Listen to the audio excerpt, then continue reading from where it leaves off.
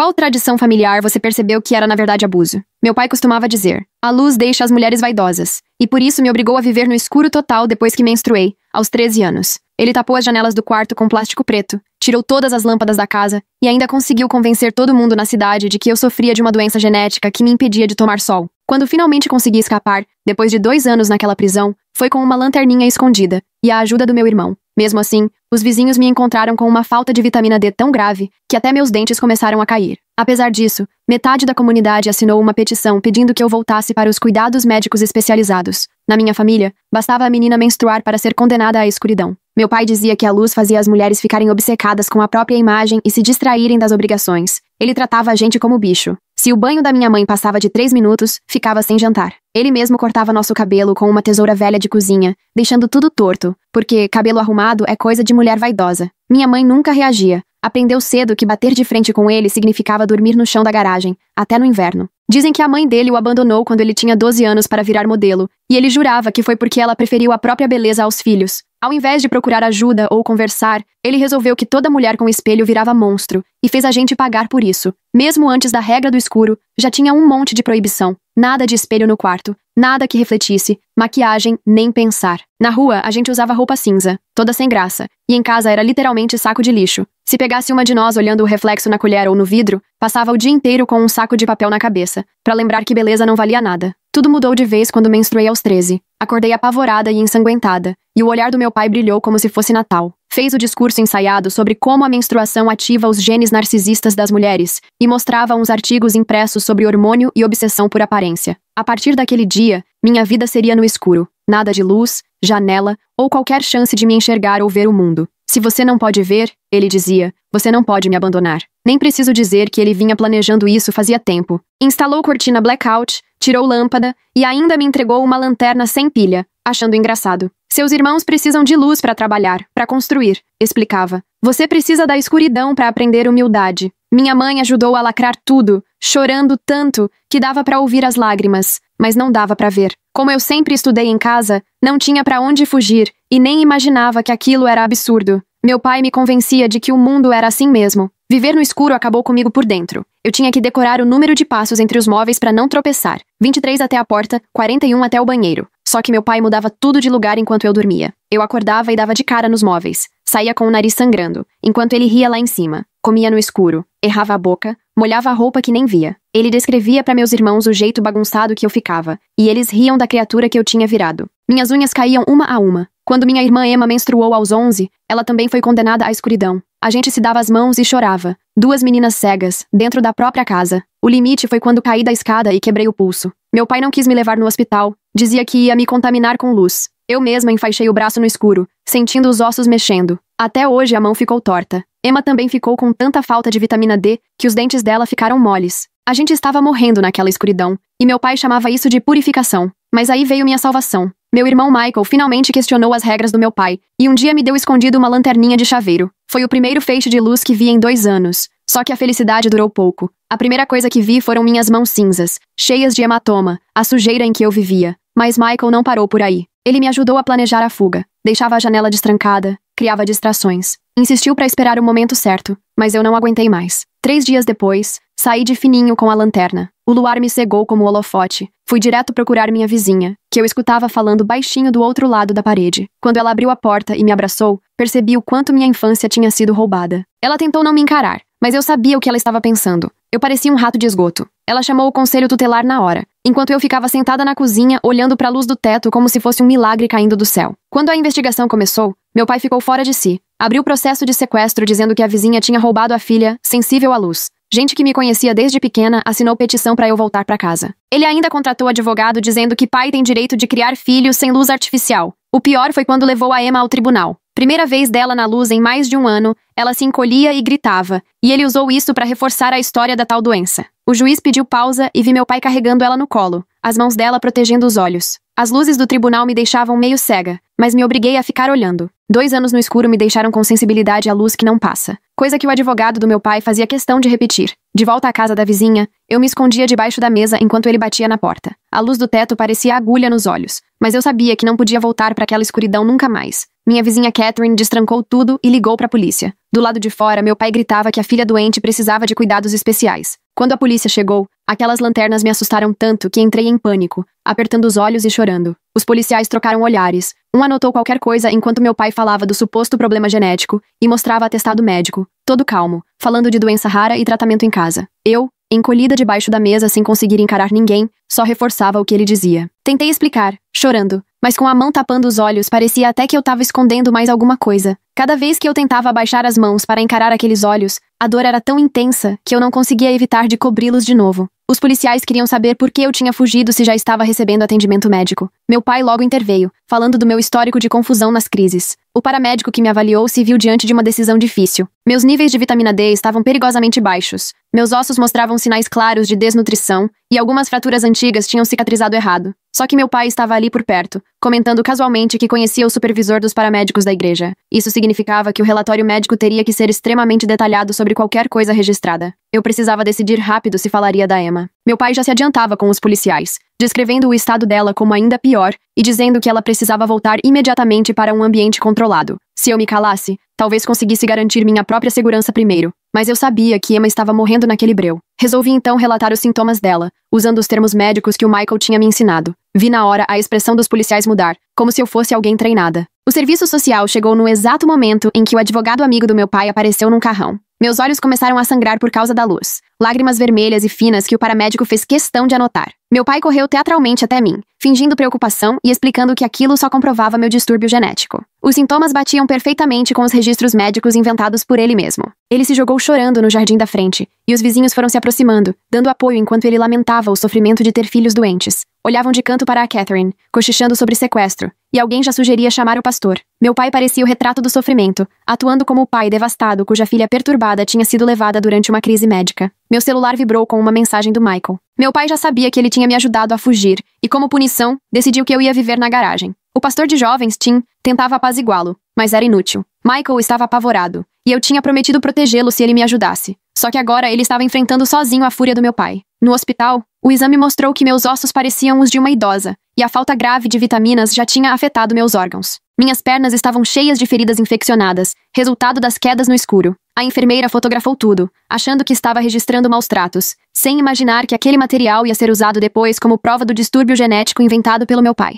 Cada sintoma batia direitinho com o que ele tinha pesquisado. Os assistentes sociais do hospital dependiam das informações do convênio dele para autorizar qualquer tratamento. Então ele controlava tudo, atrasando os procedimentos e exigindo outras opiniões. O remédio para fortalecer meus ossos, que eu precisava com urgência, ficou parado esperando a assinatura dele. A cada dia sem o tratamento, o dano aumentava, e ele usava isso para reforçar a narrativa do meu suposto distúrbio genético. O advogado do meu pai ainda tocou um áudio de uma ligação da minha mãe, em que ela chorava e dizia que eu já tinha tido episódios parecidos depois que meu avô morreu. Era tudo invenção, mas parecia tão convincente. Ela ainda dizia que eu inventava histórias quando ficava estressada, sem conseguir diferenciar realidade de fantasia. A assistente social anotou que eu poderia ter problemas psicológicos. Em poucas horas, meu pai já tinha publicado no grupo do Facebook da comunidade sobre meu sequestro durante uma crise médica. Os prints rodaram a cidade. Começaram as correntes de oração. Sugeriram até vaquinha para ajudar nas despesas médicas da família. Ele virou o exemplo do pai dedicado enfrentando a rebeldia da filha que se recusava ao tratamento. Minhas tentativas de falar com a Emma foram vistas pela equipe do hospital como obsessão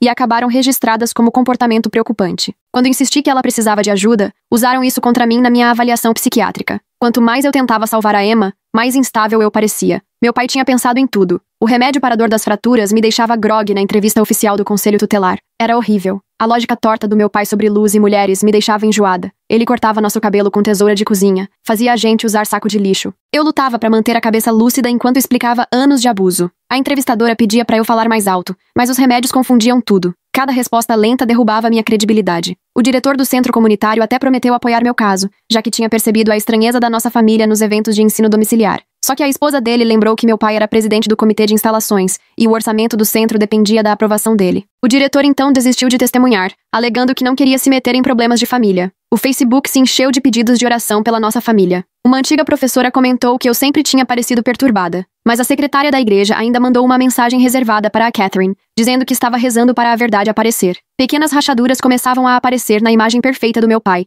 mas nada que realmente mudasse o jogo. Ele ainda acusou a Catherine de adulterar meus registros médicos para incriminá-lo, mostrando formulários de internação que eu assinei sem conseguir ler, por causa da sensibilidade à luz. Como eu ia saber o que estava assinando se nem enxergava? A acusação de falsificação só reforçou o papel de vítima que ele fazia. A mãe da minha melhor amiga confessou que precisava da autorização do meu pai para o grupo de ensino domiciliar continuar. Se ele não aprovasse como membro do conselho, 15 famílias ficariam sem opção de educação, então ela não podia arriscar falar nada contra ele, mesmo tendo percebido o clima estranho na nossa casa. Para os investigadores, minha tentativa de provar que meu pai mudava os móveis de lugar para nos machucar parecia coisa de gente paranoica. Eles foram lá em casa e não viram nada de errado. Dizer que ele mexia nas coisas no escuro para causar acidentes soava como delírio. Quem ia acreditar que móveis podiam ser usados como arma? Quando uma enfermeira me trouxe comida de verdade, dei meu primeiro sorriso em anos. Alguém registrou aquilo numa foto, que depois virou prova de que eu estava feliz longe da família. A narrativa do meu pai moldava cada evidência. Meu alívio ao comer algo quente virou sinal de rebeldia contra pais dedicados. A assistente do conselho tutelar explicou que tudo tinha virado uma disputa formal de guarda,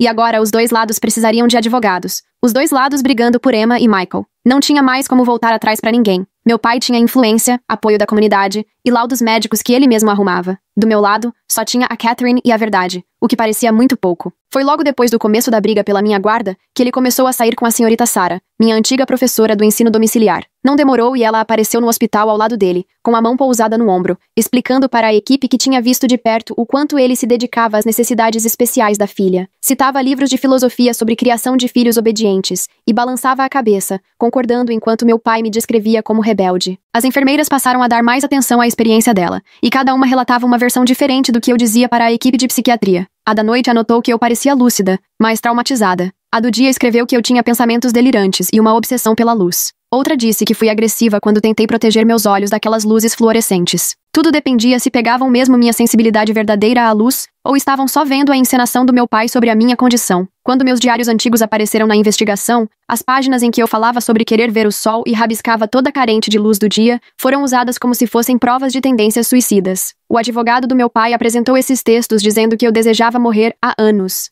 A equipe psiquiátrica acrescentou tudo isso ao relatório cada vez maior de preocupações sobre mim. Durante as visitas vigiadas, a Lily, amiga da Emma, foi me ver, e sem maldade, comentou que a Emma disse que a escuridão nos mantinha puras. Contou que Emma explicava que eu era doente por querer a luz e que irmãs de verdade tinham que ficar juntas na escuridão para sempre. A assistente social anotou que, apesar de me acusarem de má influência, minha irmã parecia contrariar essa ideia. As imagens da câmera da casa da Catherine viraram prova, mas do jeito que ninguém esperava. Mostravam minha fuga, claro, mas também várias visitas do meu pai, levando remédio, checando se eu estava bem, demonstrando preocupação com a Catherine sobre como minha saúde só piorava. Com tudo isso, minha fuga ficou parecendo só um surto de adolescente problemática. No tribunal de família, meu depoimento sobre os abusos foi tratado como se eu só quisesse fugir do tratamento médico. O juiz repetia perguntas sobre meus diagnósticos, sempre usando a pilha de papéis médicos trazidos pelo meu pai. Quando não consegui dizer qual doença exatamente eu teria, ficou ainda mais forte a ideia de que eu negava minha condição. Numa sessão no computador do hospital, de repente me veio a senha da nuvem da minha mãe, que ela tinha soletrado em voz alta uma vez, achando que eu não estava ouvindo,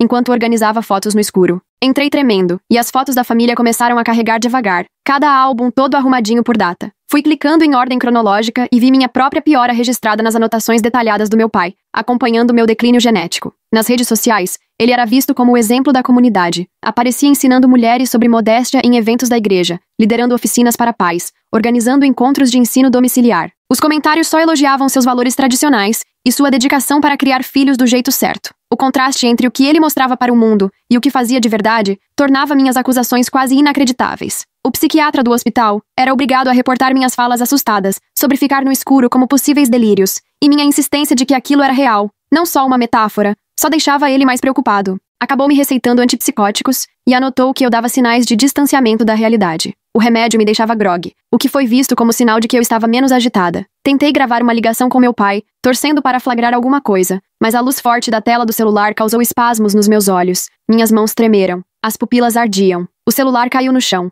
Ele ouviu o barulho e me tranquilizou, dizendo que eu ainda não suportava a luz. A tentativa frustrada de gravação foi anotada como mais um episódio. A data da avaliação escolar da Emma estava chegando. Alguém precisava ter a guarda legal dela para mandar os documentos, senão ela seria considerada ausente sem justificativa. Meu pai usou essa urgência para exigir que todas as crianças voltassem logo para casa, e o tribunal ficou pressionado a decidir a guarda por causa das exigências da escola. Uma enfermeira que tinha percebido as manipulações do meu pai recebeu uma denúncia anônima atacando sua conduta profissional. Ficou claro que estavam ameaçando o registro dela, e ela tinha família para sustentar, dívidas da faculdade. Com lágrimas nos olhos, pediu desculpas e desistiu de testemunhar. Mais uma aliada que eu perdi. Para piorar, meu pai começou a postar vídeos antigos do meu quarto escuro, dizendo nas redes que estava preservando meu cantinho seguro para quando eu voltasse, como se eu tivesse sido sequestrada. Todo mundo só elogiava o esforço dele, mas eu reconhecia cada detalhe da arrumação dos móveis nos vídeos. Ele documentava o próprio abuso achando que mostrava cuidado. Ofereceu-me perdoar se eu admitisse que estava doente e precisasse de tratamento em casa. E essa proposta veio pela minha defensora,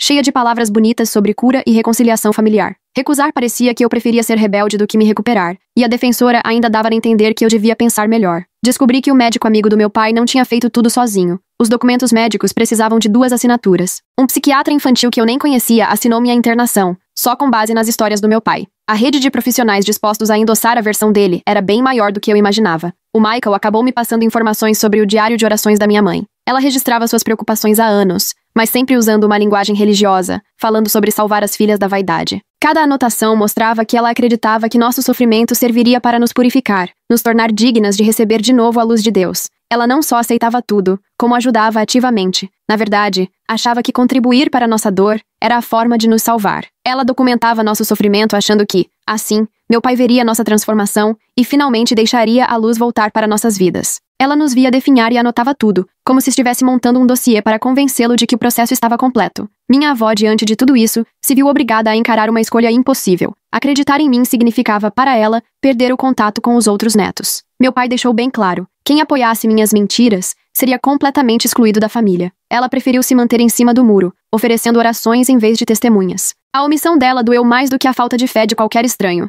Nas sessões obrigatórias de aconselhamento, consegui conquistar a confiança da assistente social do hospital. Em conversas casuais, fui percebendo a influência e os contatos do meu pai na comunidade. Ela não se dava conta de que me ajudava a entender toda a rede que atuava contra mim. A cada encontro, eu desvendava mais um nó da teia dele. Decidi arriscar tudo e liguei para o consultório do médico amigo do meu pai. Fingi ser a secretária do meu pai e marquei um retorno para um teste genético. O próprio médico atendeu e deixou claro: falsificaria qualquer coisa que meu pai pedisse. A recepcionista reconheceu minha voz, mas ficou quieta. Pela primeira vez eu tinha uma prova concreta. Prints que achei na nuvem da família mostravam meu pai pesquisando distúrbios de sensibilidade à luz, meses antes de criar a regra da escuridão. Ele estudou sintomas, baixou artigos médicos e montou um quadro convincente. A premeditação era óbvia, mas, como acessei a conta sem permissão, a prova podia ser contestada. Do nada, a mãe do meu pai, aquela avó que o abandonou para ser modelo, reapareceu. Entrou na justiça dizendo que poderia me dar um lar estável e garantir o tratamento médico adequado para minha condição genética. Se eu lutasse contra o pedido,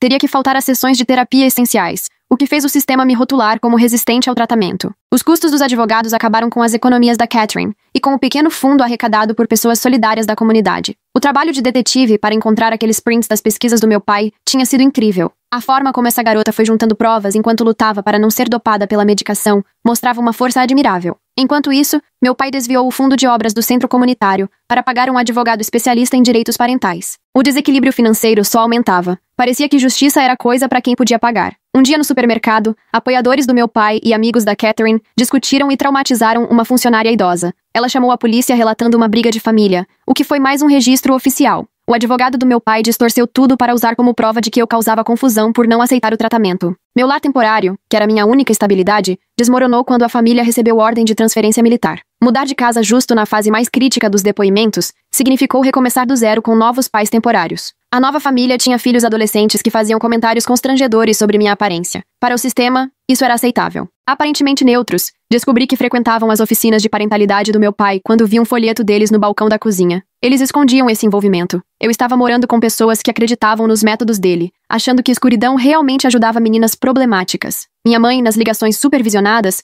implorava para eu parar de machucar o papai e voltar para casa para me curar. Ela chorava dizendo que eu estava destruindo o coração dele com minha rebeldia. A assistente social registrou a preocupação dela e minha recusa em ceder. Minha investigação sobre a rede do meu pai teve consequências inesperadas. A professora do Michael foi suspensa por não ter denunciado antes suspeitas de abuso. A filha dela perguntou em público por que a mãe não podia mais trabalhar. O marido dela me responsabilizou pela crise financeira e publicou críticas que os apoiadores do meu pai espalharam com gosto. Mesmo sabendo que agora Michael era mais vigiado, continuei insistindo. Cada passo meu para nos proteger virava retaliação contra ele. Mas desistir significava deixar a Emma presa para sempre na escuridão. O peso de ter que escolher entre os irmãos me consumia. Um dia, durante o jantar, a mãe substituta perguntou: "E se a escuridão estivesse me protegendo de algo pior?" Fiquei sem saber responder na hora, sem conseguir explicar que abuso disfarçado de proteção continuava sendo abuso. Minha hesitação virou nota no relatório semanal dela, como se eu estivesse considerando as boas intenções do meu pai. No tribunal, confessei que uma vez menti sobre a lição de casa só para usar o computador.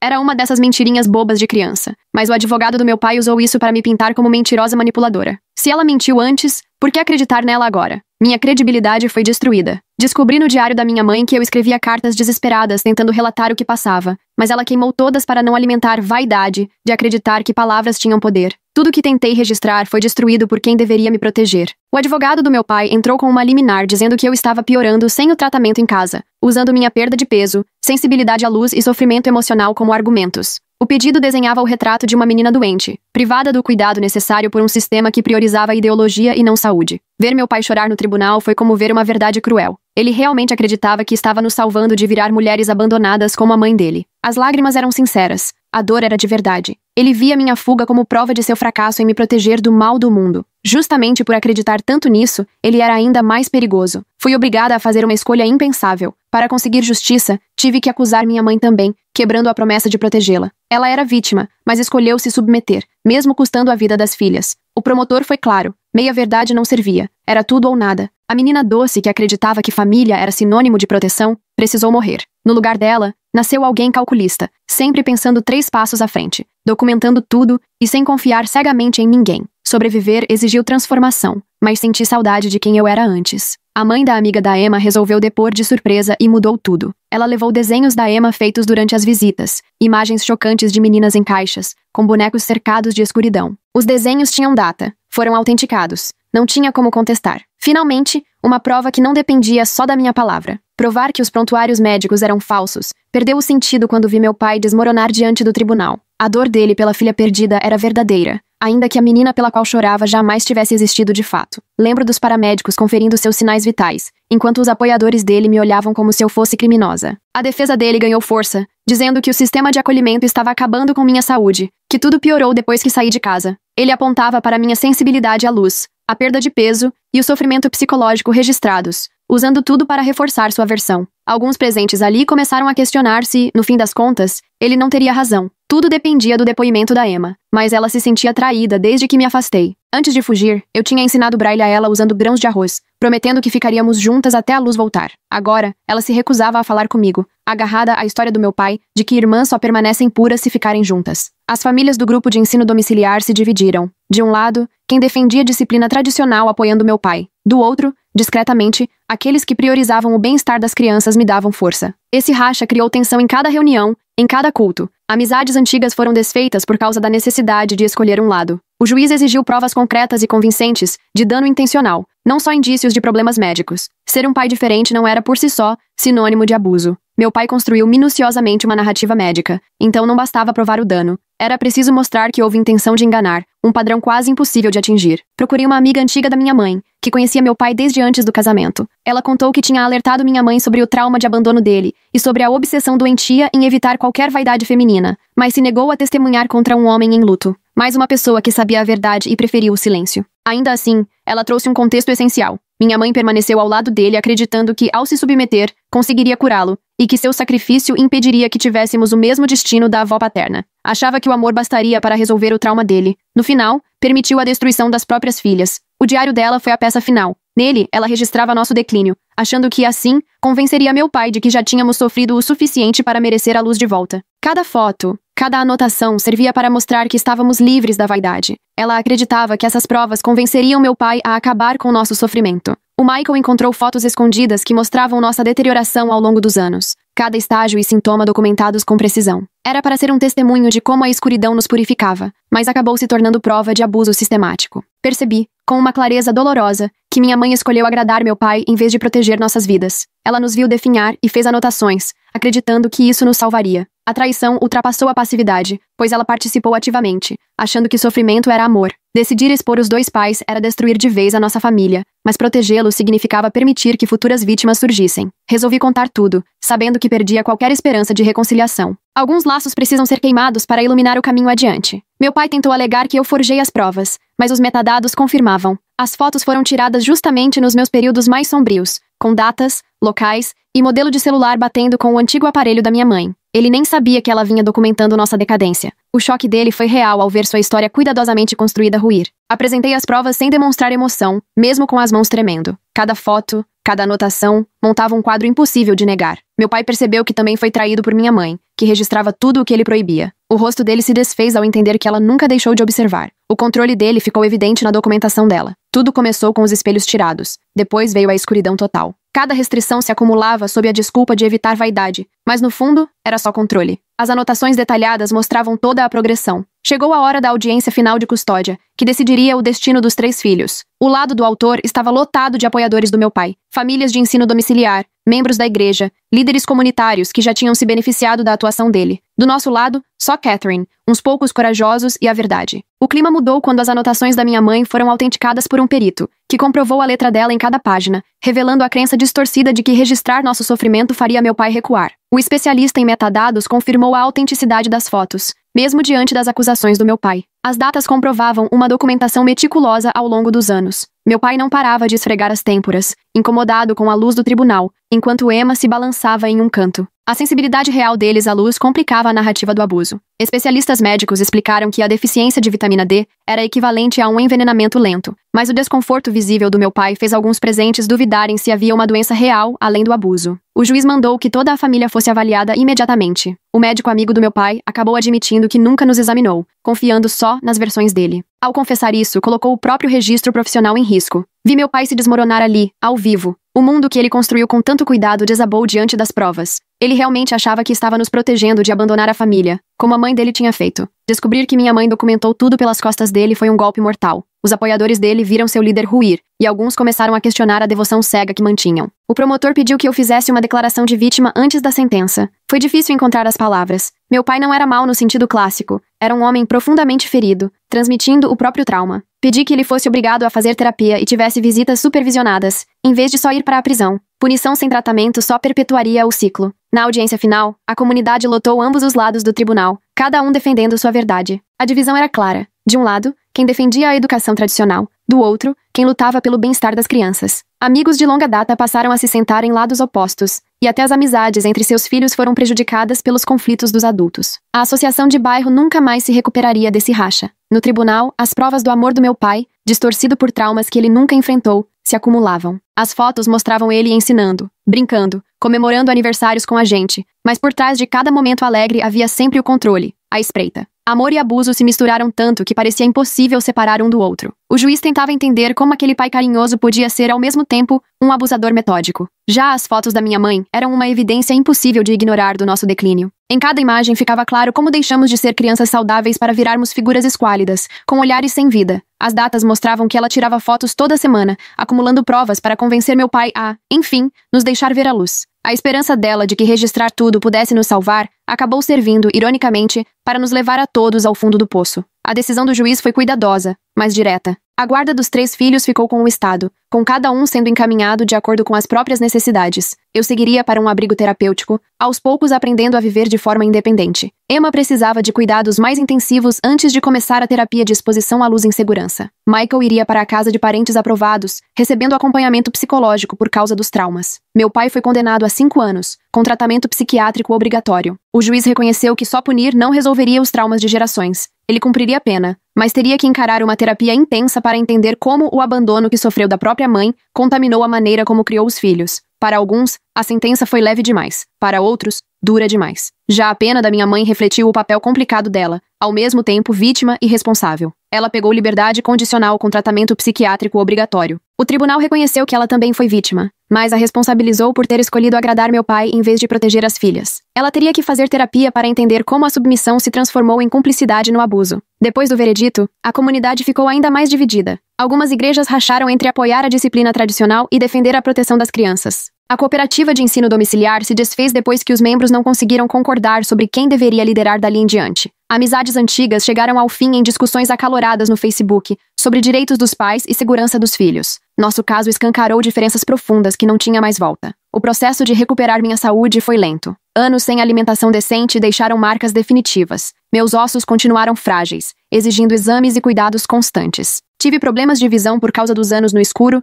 e da exposição repentina à luz, que também precisariam de tratamento por tempo indeterminado. Em alguns casos, os médicos diziam que não havia o que fazer, mas mantinham a esperança de melhorar ao máximo com o tratamento certo. Para Emma foi ainda mais difícil. Ela absorveu muito do que meu pai pregava. Acreditava de verdade que a escuridão nos mantinha puras. As primeiras sessões de terapia de exposição à luz foram um pesadelo, com gritos e crises que lembravam todo mundo do clima tenso da primeira audiência. Os especialistas tentavam, com muita paciência, desfazer anos de doutrinação enquanto tratavam das deficiências graves de vitaminas. Michael lidava com a culpa de ter sobrevivido. Por ser menino, escapou do pior, mas ver as irmãs sofrerem deixou cicatrizes profundas. Sua terapia era voltada para encarar a impotência de ter presenciado abusos que não podia evitar. A psicóloga ajudava ele a entender que uma criança nunca teria condições de nos salvar, mas saber isso não diminuía o peso que ele sentia. Catherine passou a ser alvo de ameaças dos poucos apoiadores que restaram de nosso pai. Depredaram a casa dela, deixaram recados assustadores, a acusaram de destruir uma família exemplar. Ela teve que colocar câmeras, trocar de número, mas a hostilidade da vizinhança, em vez de diminuir, só aumentava. Gente que antes a cumprimentava, agora mudava de calçada para não cruzar com ela. O caso chamou a atenção de organizações de defesa das crianças e pesquisadores interessados em entender como o abuso religioso pode acontecer. Fomos entrevistados sobre como crenças espirituais tinham servido de justificativa para a tortura. Eles documentaram nosso caso para mostrar como o isolamento e o ensino domiciliar podem esconder abusos sérios. As descobertas deles ajudariam a treinar assistentes sociais a identificar situações parecidas. Eu mesmo tinha dúvidas se algum dia conseguiria ver meus pais de novo. O tribunal permitia visitas monitoradas, caso eu quisesse, mas só de pensar nisso já me dava um nó no estômago. Meu pai escrevia cartas da prisão dizendo que não entendia por que sua proteção tinha sido rejeitada. Minha mãe pedia perdão, mas ainda não tinha noção do papel dela em tudo aquilo. Nenhum dos dois parecia compreender de verdade o estrago que causaram. A dificuldade financeira só tornava tudo mais pesado. As contas médicas não paravam de chegar, mesmo com convênio. A terapia especializada não era totalmente coberta. O auxílio que eu recebia mal dava para o básico. Catherine já tinha gastado tudo o que podia com os processos. As vaquinhas da comunidade morreram quando o caso passou a dividir opiniões. Recuperar-se exigia um esforço e recursos que a gente não tinha. Voltar para a escola foi assustador depois de tanto tempo isolado. Eu nunca tinha estado numa sala de aula cheia de gente. As luzes fluorescentes do colégio doíam nos meus olhos, e tive que pedir adaptações. As lacunas do ensino seletivo que meu pai dava logo ficaram evidentes. Eu não sabia me enturmar, não tinha habilidade social nenhuma. Cada dia era um novo desafio, como se eu estivesse em um mundo completamente estranho. Pensar em namorar era impensável. Contar meu passado era carregar a outra pessoa com um peso difícil de suportar. Como explicar anos de escuridão sem assustar alguém? As marcas físicas ainda estavam lá, ossos tortos por fraturas mal curadas, mas os traumas iam muito além do corpo. Confiar de novo parecia impossível quando os próprios pais tinham sido os responsáveis por tanta dor em nome do amor. Alguns defensores do meu pai criaram um fundo para ajudar na apelação, argumentando que tudo era expressão religiosa garantida por lei. Fóruns na internet discutiam se pais têm o direito de criar filhos sem luz artificial. Nosso caso virou símbolo tanto para quem defende a autoridade dos pais, quanto para ativistas da proteção à infância. A guerra cultural que a gente iniciou sem querer parecia estar longe de acabar. Foi quando encontrei sentido em estudar serviço social. Apesar de tudo, minha trajetória me deu uma compreensão única de como o abuso pode se esconder atrás de portas fechadas. Os professores elogiavam minha percepção sobre as dinâmicas familiares e as reações ao trauma, e meus colegas sempre vinham buscar minha opinião nos casos mais delicados. Minha dor estava, de algum jeito, se transformando em propósito, mesmo que o caminho continuasse árduo. Tentar me reaproximar da família era um desafio. Alguns parentes desconfiavam de que algo errado acontecia, mas ninguém teve coragem de intervir. Outros realmente não faziam ideia. Moravam longe demais para notar qualquer sinal. Culpa, raiva e tristeza marcavam todos os encontros. As reuniões de família viraram um exercício constante de evitar assuntos espinhosos. A família que eu imaginava que poderíamos ser só existiu na minha cabeça. Um dia, a família da minha mãe contou que chegou a tentar intervir anos atrás. Meu pai ameaçava processar todo mundo. Dizia que os direitos dos avós não valiam mais que a autoridade dos pais. Eles até procuraram advogados, mas ouviram que não havia muito o que fazer. O mesmo sistema que deveria nos proteger só serviu para proteger nosso agressor. A sensação de impotência deles era igual à nossa. A terapia me ajudou a enxergar o ciclo de traumas passando de geração em geração. A mãe do meu pai tinha ido embora em busca de liberdade, de uma vida mais brilhante. Ele, por medo de ser abandonado, prendeu as filhas. Coube a mim decidir se continuaria esse ciclo ou se colocaria um ponto final. O peso dessa escolha só aumentava, porque eu sabia que as próximas gerações dependeriam dela. 6 meses depois do julgamento, eu já morava em um lar terapêutico, junto com outros jovens que estavam aprendendo a viver por conta própria. No meu quarto, eu podia abrir as janelas quando quisesse, acendia as luzes do meu jeito, via meu próprio rosto aos poucos cicatrizando no espelho. Liberdades pequenas tinham gosto de milagre. O processo de recuperação era cheio de altos e baixos, e no início, os dias ruins ainda eram maioria. Emma já conseguia ficar meia hora sob a luz sem ter crise de pânico, e sua equipe comemorava cada pequeno avanço, ciente do quanto ainda faltava. Ela começou a se perguntar por que nosso pai tinha mentido sobre nossa condição. Aos poucos, a doutrinação ia se desfazendo, e dava lugar a uma raiva pelos anos que nos foram roubados. O caminho dela seria mais longo que o meu. Michael foi morar com um primo da minha mãe, numa casa estável onde, finalmente, teve a infância que nunca conheceu. Jogava bola, ia para a escola pública, fazia amizade com meninos que não sabiam nada do nosso passado. A normalidade que ele merecia, enfim, tinha chegado. A terapia ajudava a lidar com a culpa de ter sobrevivido, que de vez em quando ainda aparecia. Minha mãe cumpria condicional e fazia terapia intensiva. Nas cartas dela, dava para perceber que começava a enxergar sua parcela de responsabilidade. Ela começava a entender como sua submissão permitiu nossa tortura. Aquela mulher que ajudou a trancar minhas janelas, agora se esforçava para entender por que preferiu a aprovação de um homem à própria filha. O processo dela de assumir o que fez estava só no começo. A terapia do meu pai na prisão só deixou mais clara a gravidade do transtorno dele. O abandono da mãe foi uma ferida que virou abuso sistemático. Ele ainda tinha dificuldade em admitir que seus atos eram errados, mas começava a questionar algumas certezas. O homem que nos negou a luz, aos poucos, era forçado a enxergar a própria escuridão. Se haveria uma mudança real, ainda era impossível saber. A comunidade se recuperava devagar, marcada pelas cicatrizes da divisão. Novas regras para o ensino domiciliar começaram a ser debatidas. Muitas igrejas repensavam o que ensinavam sobre a autoridade familiar. O próprio fato de o juiz ter determinado terapia para meu pai, e não só prisão, mostrou sabedoria. Quebrar padrões tão cruéis exige mais do que punição, e ver Emma conseguir ficar meia hora na luz, sem crise, é muito se considerar de onde ela partiu. Alguns avanços nasceram do nosso sofrimento, embora o preço tenha sido alto demais. As mudanças vinham devagar, uma política de cada vez. Eu me preparava para ser assistente social, especializada em abuso religioso. Meus professores avisavam sobre o risco de sofrer trauma indireto ao lidar com histórias parecidas, mas minha vivência me dava uma sensibilidade que livro nenhum ensina. Eu percebia detalhes que outros poderiam não notar. Minha dor tinha um sentido, mesmo que eu jamais tivesse escolhido esse caminho. Recuperar-se era aceitar que alguns danos seriam para sempre.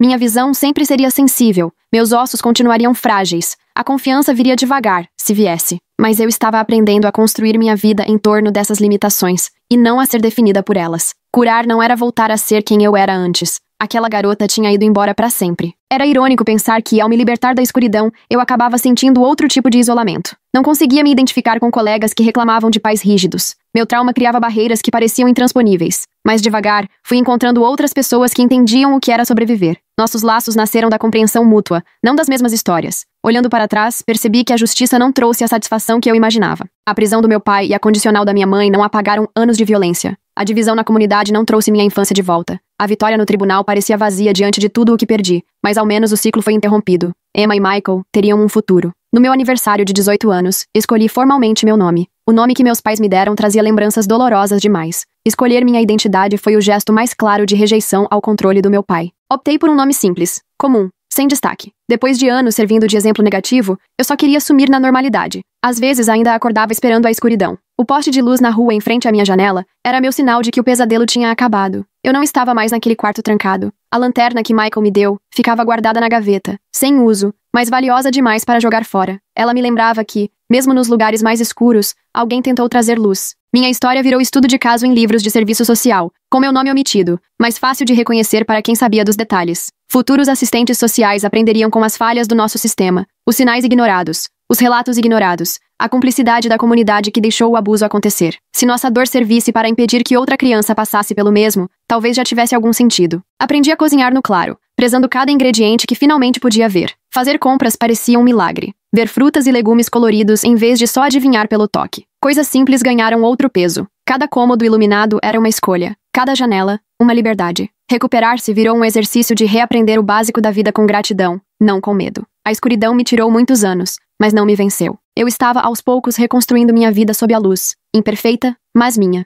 E a Emma, devagar, também estava encontrando o caminho dela. Michael teve a infância tranquila que merecia. Minha mãe estava aprendendo a assumir suas responsabilidades, e meu pai lutava contra seus próprios fantasmas. O ciclo estava sendo quebrado, dia após dia, mesmo que fosse difícil. Minha sensibilidade constante à luz me lembrava diariamente de tudo que passei, mas também mostrava o quanto já tinha avançado. A menina que viveu tanto tempo na escuridão agora estava aprendendo a andar sob a luz, mesmo quando isso ainda doía. Tem jornadas que não se medem pela distância, mas sim pelos momentos em que escolhemos acreditar na esperança em vez de nos entregar ao medo. Hoje entendo que se curar não é chegar a um lugar, e sim um caminho que se faz aos poucos. Sempre vão existir dias ruins, em que a escuridão parece querer voltar, mas também há aqueles momentos de gratidão por pequenas conquistas. Poder enxergar meu próprio reflexo, sentir o calor do sol na pele, decidir quando acender ou apagar as luzes. Isso não é só liberdade. São vitórias diárias contra um passado que quase me destruiu. O futuro ainda é incerto, mas agora é meu. Ninguém mais vai decidir se eu posso ou não viver na luz. Saber disso, mais do que qualquer decisão judicial ou sessão de terapia, foi o que realmente me permitiu seguir em frente. Eu estava livre, e essa liberdade valeu cada passo difícil no caminho da cura. Oi, gente!